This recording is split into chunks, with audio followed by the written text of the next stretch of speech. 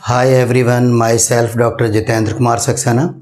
और आज मैं आप लोगों को इशू ऑफ शेयर्स में issue of share at discount, कटौती पर अंशों का निर्गमन कंसेप्ट समझाने जा रहा हूँ।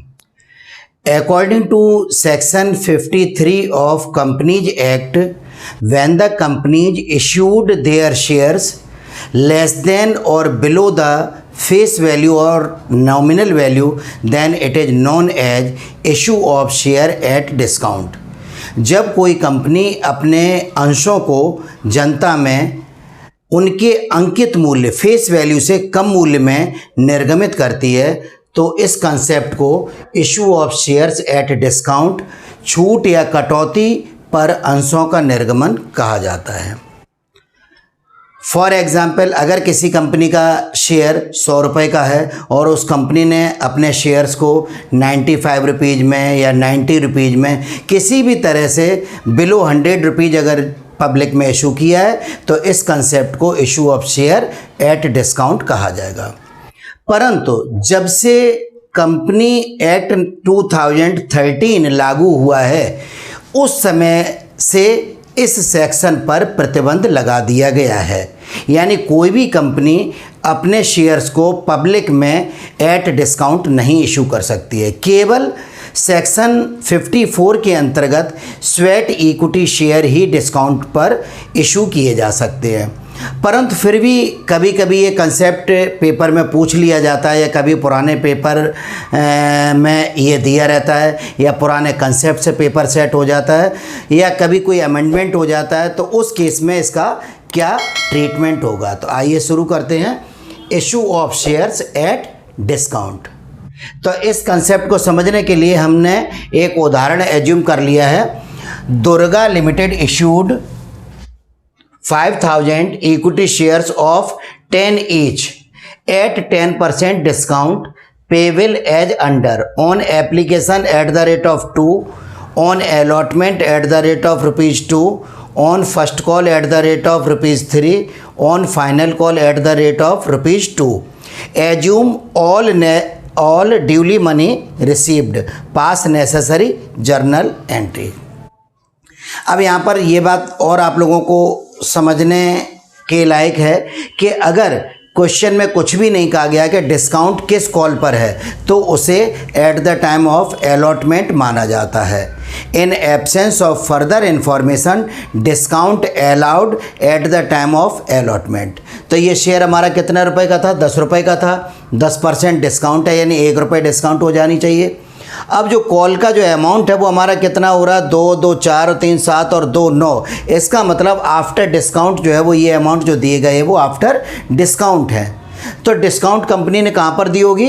अलॉटमेंट पर दी होगी। इसका मतलब कंपनी ने 3 रुपये मांगे होंगे और 1 रुपया जिसमें से डिस्काउंट का अलाउड कर दिया होगा। तो आइए इसकी एक एनालिसिस टेबल बना लेते हैं जिससे कि हम लोगों को क्वेश्चन बार बार नहीं पढ़ना पड़ेगा। तो analysis table of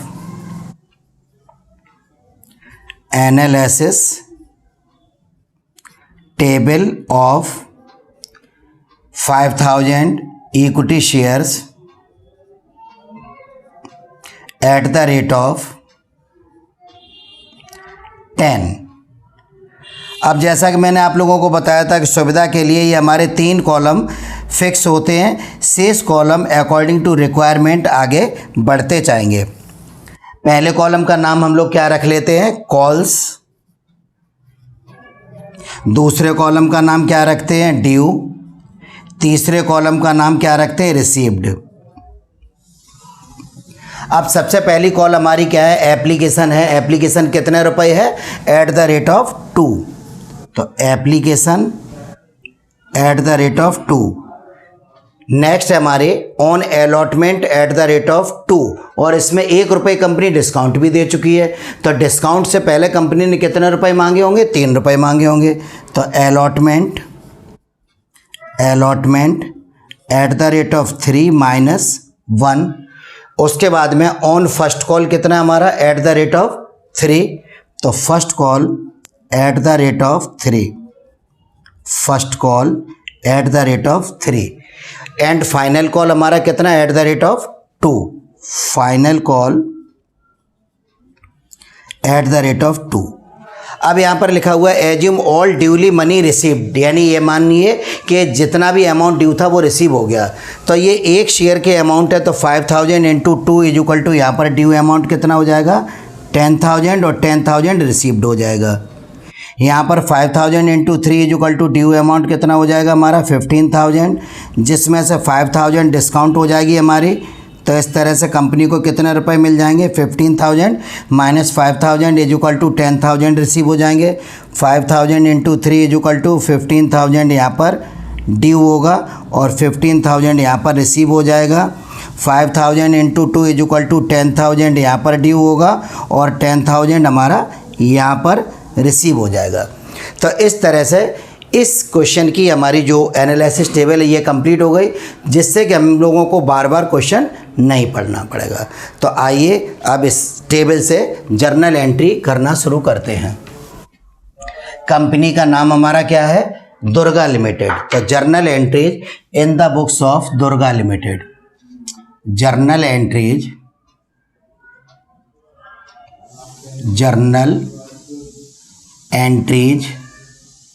in the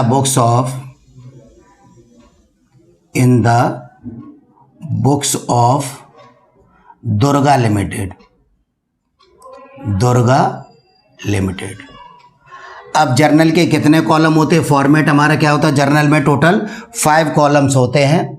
in columns को हम लोग किए ले रहे हैं। इन कॉलम के नाम आप लोग जानते हैं। पहले कॉलम का नाम होता है हमारा,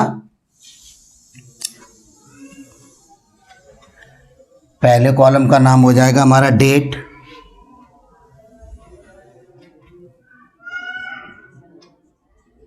दूसरे कॉलम का नाम हो जाएगा हमारा पर्टिकुलर्स। तीसरे कॉलम का नाम हो जाएगा हमारा लेजर फोलियो। नेक्स्ट कॉलम का नाम हो जाएगा हमारा amount debit, amount debit. Next column का नाम हो जाएगा हमारा अमाउंट क्रेडिट। तो एप्लीकेशन में पहले बैंक की एंट्री होती है, बाद में कैपिटल की एंट्री होती है, और आफ्टर एप्लीकेशन जितनी भी कॉल्स होती हैं उनमें पहले हम कैपिटल की एंट्री करेंगे और बाद में बैंक की एंट्री करेंगे। तो एप्लीकेशन में हमारी रिसीव्ड अमाउंट कितना है 10,000। तो बैंक वाली जो एंट्री की जाती है उसमें जो अमाउंट आता है वो रिसीव्ड वाले कॉलम का आता है, और कैपिटल वाली जो एंट्री की जाती है उसमें अमाउंट जो आता है वो ड्यू कॉलम वाला आता है। तो बैंक में कितने रुपए आ गए हमारे 10,000 रुपये आ गए। अगर कोई डेट होती तो यहाँ पर्टिकुलर में डेट नोट कर दी जाती। तो यहाँ पर bank account debit, bank account debit to equity share application account, to equity share application account, equity share application account. अगर नरेशन हम लोग लिखना चाहें तो लिख सकते हैं being equity share application money received. तो कितना अमाउंट हमारा रिसीव हुआ है एप्लीकेशन का 10,000। अब जो एप्लीकेशन का अमाउंट रिसीव हुआ है इसे हम लोग क्या करेंगे शेयर कैपिटल अकाउंट में ट्रांसफ़र कर देंगे। तो equity share application account debit, equity share application account debit, equity share application account debit to equity share capital account, to equity share capital account being equity share application money transfer to equity share capital account. कितना amount transfer कर देंगे 10,000 हम यहाँ पर transfer कर देंगे। अब application की दोनों एंट्री हमारी हो चुकी हैं। इसके बाद हम लोग क्या करेंगे अलॉटमेंट में पहले ड्यू करेंगे, और ड्यू में हमारा क्या है कि 5,000 डिस्काउंट भी है।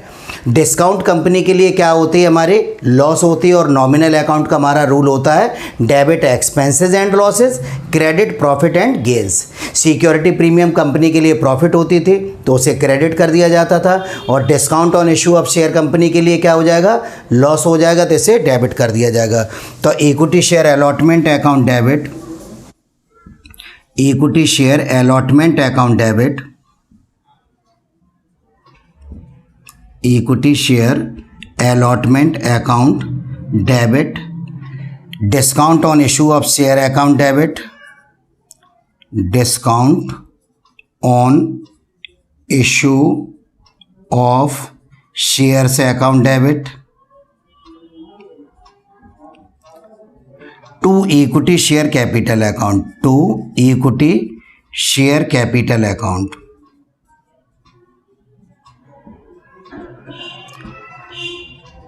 Being equity share allotment money due, अब हमारी डिस्काउंट कितनी है 5000 है और कैपिटल का अमाउंट कितना था 15000 था, जिसमें से कंपनी ने 5000 डिस्काउंट अलॉट कर दी, तो अलॉटमेंट पे कितना रुपया आना चाहिए 10000, और अलॉटमेंट हमारा रिसीव भी कितना हो गया 10000 हमारा रिसीव भी हो गया। तो bank account debit, bank account debit to equity share allotment account, to equity share allotment account, allotment account. Being equity share allotment money received, तो रिसीव में हमारा कितना अमाउंट है 10000 अमाउंट रिसीव है अलॉटमेंट का, तो ये यहाँ पर 10000 आ जाएंगे। इसके बाद में फर्स्ट कॉल में ड्यू अमाउंट कितना हमारा 15000 है, तो equity share first call account debit, equity share first call account debit, first call account debit to equity share capital account, to equity share capital account. First call का being equity share first call money due, और due का amount हमारा first call का कितना है 15000, और receive भी हमारा कितना हो रहा है 15000 ही हमारा रिसीव भी हो रहा है। तो रिसीव हम करेंगे तो bank account debit, bank account debit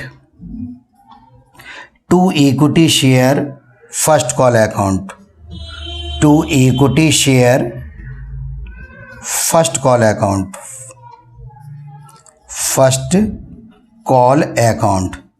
being equity share first call money received, कितना रुपया रिसीव हो रहा है हमारा 15000 हमें रिसीव हो रहा है, 15000 रिसीव हो रहा है।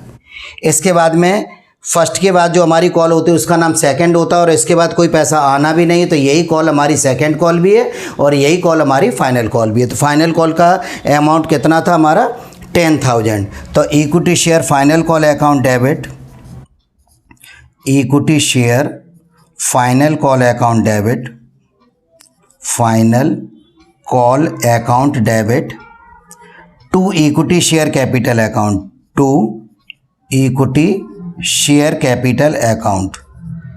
कितना रुपए फर्स्ट कॉल का जो है वो ड्यू है हमारी टेबल में अगर नरेशन यहाँ पर हम लिखते हैं तो being equity share final call money due, तो फाइनल कॉल का हमारा अमाउंट ड्यू है कितना 10000, तो 10000 यहाँ पर ये ड्यू कर लिया, और फाइनल कॉल अमाउंट का कंपनी को कितना रिसीव हो रहा है 10000 ही फाइनल कॉल का अमाउंट रिसीव भी हो रहा है। तो bank account debit, bank account debit to equity share final call account, to equity share final call account, final call account.